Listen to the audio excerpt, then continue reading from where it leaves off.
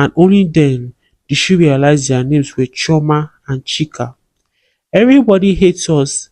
They said we were the ones that killed our parents, Chika said. We didn't kill them. They died in an accident, but everyone says it's because.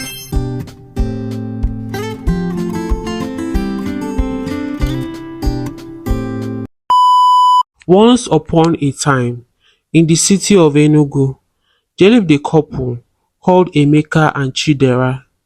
They had been married for 5 years but had no children. Emeka's mother, Uju, was getting impatient and suggested he got another wife, but Emeka refused to budge. He loved Chidera dearly and had hope that they would have a child soon. Uju became a thorn in Chidera's flesh and would always taunt her and call her barren, and Chidera would cry. Emeka and his mother began to fight, and Uju blamed it all on Chidera. She called her a prostitute who had aborted in her younger years and she had no womb to conceive. Chidera was in pains and she kept crying and hoping for a child. One day, Chidera fainted after she came from the market and was rushed to the hospital. She was confirmed pregnant by the doctor, and the happy couple rejoiced that they would finally have their own child. Uju returned to the village and said she would be back in 9 months to carry her grandchild. Chidera was happy to finally have peace in her home again. After 9 months, Chidera went into labor and was rushed to the hospital. She cried and pushed, and finally the baby was out. She heard the cry of two babies and was surprised. The nurses looked at the baby in shock. They had never seen this kind of baby in their hospital before. The baby had two heads. Chidera noticed the shock on the nurse's face and asked them what happened. "You have conjoined twins," a nurse said. Conjoined twins? Chidera was surprised. Her baby was cleaned up and given to her, and she was surprised to see the twins. Other nurses also came to look at the babies. After an hour, Emeka rushed in with his mother. They were not around when Chidera was in labor. Uju was unhappy to see her first grandchild with two heads, and she called them an abomination. She hated them immediately. "What is this thing? Now people will laugh at me. Throw her or them away," Uju said angrily. Chidera refused. She loved her children the way they were. They tried to do surgery, but the doctor told them it was dangerous to separate them because they would die. The couple had no choice than to leave them like that, and Uju went back to the village in anger. Chidera loved her children and named them Chioma and Chika. Emeka and Chidera loved and accepted their daughters like that, and they grew to become beautiful girls. A lot of people considered Chioma and Chika as strange, and they didn't want to play with them in nursery school. They were always sad, but they learned to enjoy each other's company. One day, Chidera and Emeka went for a wedding, and unfortunately, they both died in an accident on their way back. The twins were very sad, and Uju was contacted. She mourned her son and his wife and took her grandchildren to the village. People were very shocked to see the girls. They had never seen anything like that in the village before. Many people didn't believe they were twins. They thought it was a girl with two heads, and they were treated like a curse from the gods. Uju hated her grandchildren very much and turned them to slaves. She would make them sweep the whole compound and fetch water in a far distance. The twins were very sad and began to cry. They missed their parents very much. Nobody in the village wanted to associate themselves with them, and they became outcasts. The village school refused to admit them and said they were two people instead of one. Two heads can't read for the same exam. It would be cheating to the others. One day, a wealthy woman called Anita came to visit and do some missionary work. She built taps and boreholes and brought a medical team to do a checkup on the villagers. Anita was surprised to see the twins, and even more surprised to see the way they were treated. She decided to talk to Uju first. "So what are the names of the girls?" Anita asked.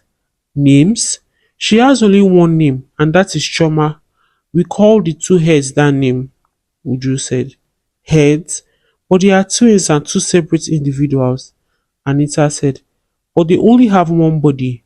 Chioma is just a cursed child with two heads, Uju said. Anita was surprised at the level of ignorance displayed by Uju and other villagers.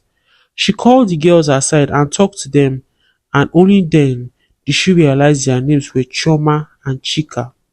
Everybody hates us.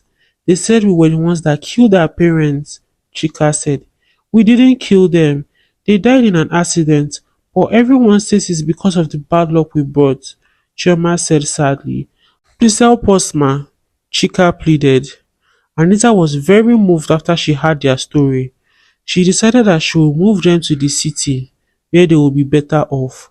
She told Uju she wanted to take the girls, but Uju disagreed. She wanted to keep the girls as her slaves. Another reason was because they reminded her of her late son. Anita knew she had to act fast. She couldn't let the precious twins suffer in the wicked village. She tried to offer Uju some money, but Uju rejected it. I am old and my son is dead.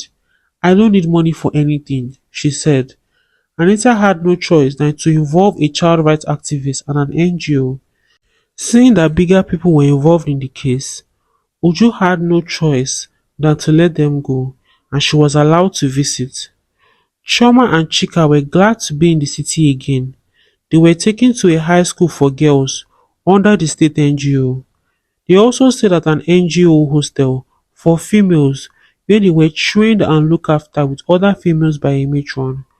Chioma and Chika loved the environment. She saw other people with different conditions and she didn't feel alone. She even saw someone with four hands. They became very popular because of their intelligence and beauty and were published on the news as the first to score the highest in their junior NECO exams. They were interviewed and they caused a lot of buzz on the internet. The government took interest in them and decided to sponsor them to university and also pay for their medical bills. They were taken to a very big hospital and it was discovered that it was still possible for them to be separated, though it was very risky. Uju was invited over to make a decision with the twins. She still found it hard to believe that Chika and Choma were two separate beings. She was told that Chika and Choma had two separate hearts and kidneys, so it was possible for a separation. Uju finally gave her consent. She wanted to see if truly the girls would become separate. Choma and Chika also agreed to the surgery and they were flown out of the hospital to carry out the operation. They were both thrilled to be in a new city and took a tour around with the help of their guardian, Binta, who was a volunteer at the NGO. Soon, the day of the surgery came. The twins were nervous, but Binta held their hands and prayed for them. They were wheeled into the operating room and hours later, the surgery was completed. Binta paced up and down in the hospital and rushed to them when they came out. How was the surgery? Binta asked. It went well, but we still have to observe them till they wake up, the doctor said. Binta was very scared and began to pray. After some time, Chioma woke up and Binta rushed to see her. Chioma looked weak and tired, but she was doing okay. Chika, on the other hand, had not woken up. Where is my sister? Chioma asked. She'll be awake soon, Binta assured her. Chioma was sad and began to cry. She hoped her sister wouldn't die and wished she didn't do the surgery. Some hours passed and Chika had still not woken up. Everyone was worried and the doctors were losing hope. She was breathing through oxygen and they were not sure when she would wake up again. Chioma was in pain and began to pray every day with Binta. The news had gotten online and the whole nation was praying for Chika. Unfortunately, Chika passed after 3 days. Chioma was in deep pains and wished she would reverse the hands of time and not do the surgery. She went to her sister's bedside where she laid cold and held her hands, crying and telling her to come back. Suddenly, Chika opened her eyes and Chioma screamed in shock and excitement. The doctor was alerted, and called Chika's case a miracle. Chioma was very happy to hear that. Chika had to spend 1 more week at the hospital before she was discharged and they went back to Nigeria. They were given a honorary welcome and Uju was surprised to see the girls separate.